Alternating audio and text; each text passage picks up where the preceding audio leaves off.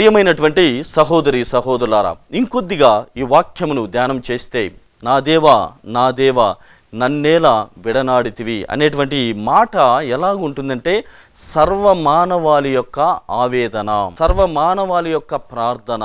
మనము కూడా కొన్ని మార్లు మన బాధల్లో, ఇక్కట్లలో, కష్టాలలో, దురదృష్ట పరిస్థితులలో, మరి ముఖ్యంగా నష్టాలలో దేవుని చేత విడనాడబడినట్లుగా అనిపిస్తుంది. అలాంటప్పుడు మనం ఏం ప్రార్థన చేస్తాం? నా దేవా నా దేవా నన్నేలా విడనాడితివి అని ప్రార్థన చేస్తాం. అదే పరిస్థితిని అందుకే దీని గురించి సర్వమానవాళి ఆవేదనే ఈ మాట, ఈ పలుకు, నా దేవా నా దేవా నన్నేలా విడనాడితివి అనేటువంటిది. అనగా మన తరపున ఆయన ఈ ప్రార్థన చేస్తున్నారు. ఎప్పుడైతే చూడండి ప్రియమైనటువంటి సహోదరి సహోదరులారా, ఎప్పుడైతే నా దేవా నా దేవా నన్నేలా విడనాడితివి అని ఆయన శిలువపై నుండి ప్రార్థన చేశాడో, ఒక దృశ్యము మనకు కనపడుతుంది.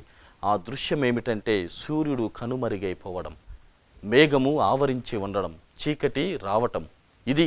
ఈ మేఘము రావటం అనేటువంటిది తండ్రి దేవుడు పిలవగానే కుమారుని చెంతకి వస్తున్నాడు. నా దేవా నా దేవా నన్నేలా విడనాడితివి, ఇక నేను మోయలేను, ఇక నేను భరించలేను, ఇక నేను కష్టముగా ఉన్నది, ఇక నా వల్ల కాదు, నన్నేలా విడనాడితివి అని ప్రార్థన చేస్తూ ఉంటే, ఆ సమయంలోనే సూర్యుడు కనుమరుగైపోయి మేఘము రూపంలో దేవుడే దిగివస్తున్నాడు. మనం గమనిస్తున్నాం ప్రియమైనటువంటి సహోదరి సహోదరులారా. జ్ఞానస్నానము పొందిన రోజున మేఘారూరుడైనటువంటి దేవుడు, ఇతడే నే ఎన్నుకున్నటువంటి వాడు, ఇతను గూర్చి నేను ఆనందిస్తున్నాను అనేటువంటి మేఘము నుండి ఆ దివ్యవాణి, ఆ స్వరం మనం వినపడుతుంది.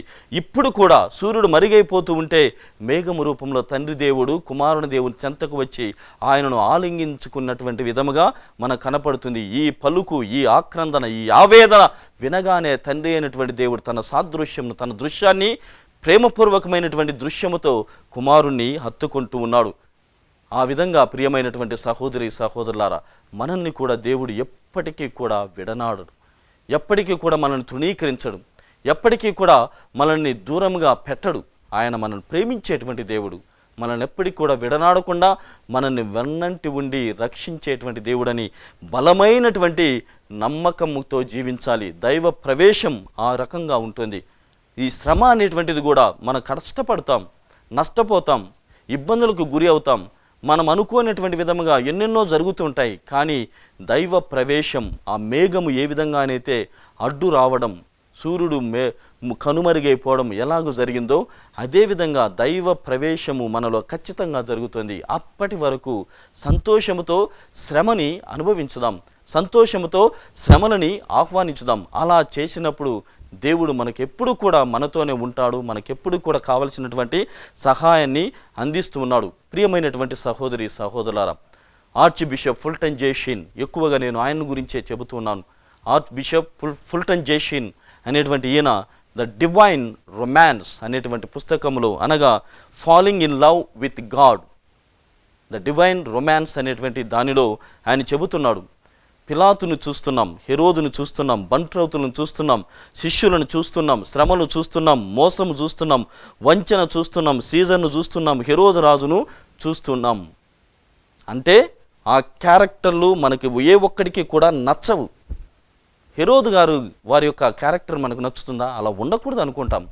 పిలాతులాగా చేతులు గడుక్కొని పోవాలని అనుకుంటామా? ఉండకూడదు అనుకుంటాం. సీజర్ లాగా తప్పుడు ఆధారాన్ని సృష్టించాలనుకుంటామా? ఉండకూడదు అనుకుంటాం. బంట్రౌతుల్లాగా చర్మాన్ని చీల్చేటువంటి విధముగా కొట్టాలనుకుంటామా? ఎవరినైనా కొట్టకూడదు అనుకుంటాం. శిష్యుల్లాగా వదిలేస్తామా? మోసం చేస్తామా? వంచన చేయాలని ఎవరికి ఉంటుంది? చూడండి బిషప్ గారు ఎంత మంచిగా ధ్యానం చేస్తున్నారు. అలాంటి స్వభావాన్ని మనము పూసుకోవాలని, ఆ స్వభావాన్ని సొంతం చేసుకోవాలని, ఆ స్వభావాల వల్లే మనము జీవించాలని ఏ ఒక్కరము కూడా కోరుకోం. అయితే మన ప్రయత్నం ఎంత? మన ప్రయత్నము ఎంత?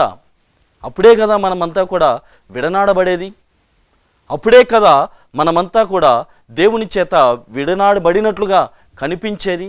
ఇది నీ చేతుల్లో లేదా? పిలాతు వలె చేతులు కడుక్కోవాలని ఆలోచన చేస్తున్నావా? సీజర్ వలె ఆధారాలని, లేనిపోని ఆధారాలని, అపోహలని సృష్టించాలనుకుంటున్నావా? ఇలాంటివి చేసినప్పుడు విడనాడబడవా? సో మానవుడిగా ప్రభువైనటువంటి క్రీస్తు భగవానుడు మనందరి తరపున నా దేవా నన్నేల విడనాడితివి అని కోరుతున్నాడు. ఇప్పుడు కూడా ఈ క్షణములో కూడా అదే మాటని దేవుడు ఆకలింపు చేసుకోమని అడుగుతున్నాడు.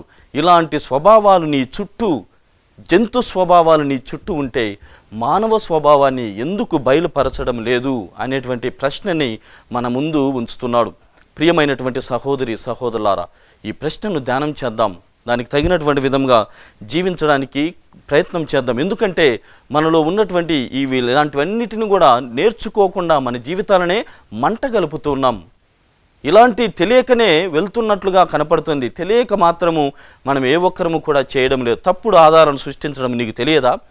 సీజర్ వలె లేక పిలాతు వలె తప్పించుకొని చేతులు గడుక్కునేటువంటి స్వభావం నీది కాదా? అది నీకు తెలియదా?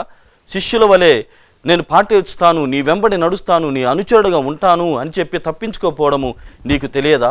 ఈ విధంగా ప్రియమైనటువంటి సహోదరి సహోదరులారా, మోసము కావచ్చు, వంచన కావచ్చు, ద్వేషము కావచ్చు, ఇంకా ఏ ఇతరమైనటువంటి పాత్రలు కావచ్చు, నచ్చినటువంటి పాత్రలో పరాకాయ ప్రవేశం చేసి క్రీస్తు ప్రభువుతో ఉండడానికి ప్రయత్నం చేద్దాం. లేదంటే ప్రతి క్షణము ప్రతిరోజు నా దేవా నన్నేలా విడనాడితివి. యాక్చువల్గా విడనాడేటువంటి వాడు దేవుడు కాదు.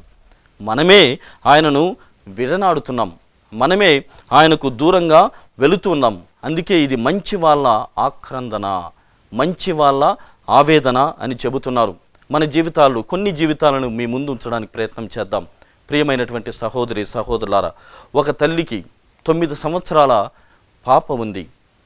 ఆ పాపకు 10వ బర్త్డే పుట్టినరోజు జరపాలని ప్రయత్నం చేస్తే దాని ముందు రోజుగా ఆ బిడ్డకి క్యాన్సర్ అని తెలిస్తే నా దేవా నన్నేల విడనాడితివి అని అనక ఏమంటాం చెప్పండి. రెండవదిగా గమనిస్తే ఇంకొక తల్లి ఉంటుంది, బిడ్డలు ఉంటారు. వారి కోసం, చదువుల కోసం ఉదయాన్నే 5:30కు లేచి అలారం పెట్టి వాళ్ళకు నేర్పించడానికి, తర్వాత వారికి ఫుడ్ని చేయడము, వాళ్ళు వెళ్ళి తిరిగి వచ్చేసరికి పిల్లల్ని తీసుకొని రావడము, తర్వాత దైనందినటువంటి దినచర్యలో అవన్నీ భాగం చేసుకొని సాయంత్రం అయ్యి మళ్ళీ బిడ్డలకు భోజనం పెట్టి పడుకుండేసరికి పక్కన భర్త ఉండడు. విడిపోయారు, దూరంగా పెట్టారు. 2 సంవత్సరాల భర్త ఆ తల్లిని వదిలేసి ఆ సమయంలో నా దేవా నన్నేలా విడనాడితివి. ఇది వాస్తవం.